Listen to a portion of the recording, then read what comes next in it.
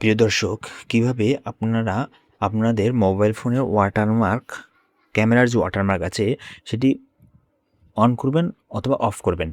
এটি করার জন্য আমাদেরকে যাইতে হবে আমাদের ক্যামেরা আইকনে। ক্যামেরাতে ওপেন করার পর এখান থেকে আপনার থ্রি ডট মেনু থেকে থ্রি ডট মেনুতে ক্লিক করবেন। আর আমার এখানে ক্লিক করলে আমার সেটিংস বেরোচ্ছে। এখান থেকে আমি দেখতে পাচ্ছি এখানে ওয়াটারমার্ক, এখানে ওয়াটারমার্কে ক্লিক করব। ক্লিক করার পর উপরে দেখতে পাচ্ছেন যে watermark are only supported in photo related modes. Okay, অর্থাৎ আমার এই ওয়াটারমার্কটা অনলি ফটো ছবির ক্ষেত্রে কাজ করবে। ওকে, তো এখান থেকে আমি যদি এটা অন করে দিই তাহলে আমার ওয়াটারমার্ক মোডটা অন হবে, আর যদি এটা অফ করে দিই তাহলে আমার ওয়াটারমার্ক মোডটা অফ হবে।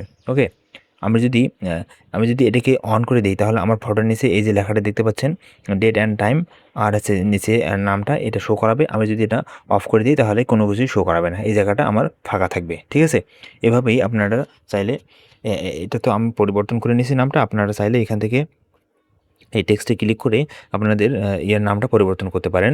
এখানে মোবাইলের নাম সাধারণত থাকে, মোবাইলের মডেল। এখানে যদি ক্লিক করি তাহলে এখানে এই যে এরকম মোবাইলের মডেল সাধারণত থাকে।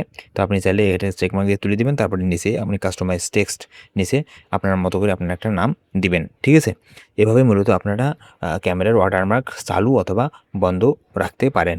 ওকে ওকে, এখানে ওয়াটারমার্ক অর্ডার, তারপর ডান।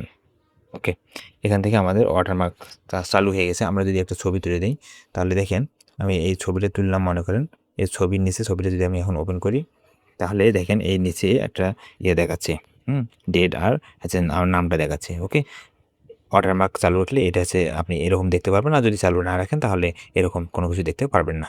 এই হচ্ছে ওয়াটারমার্কের সুবিধা এবং অসুবিধা।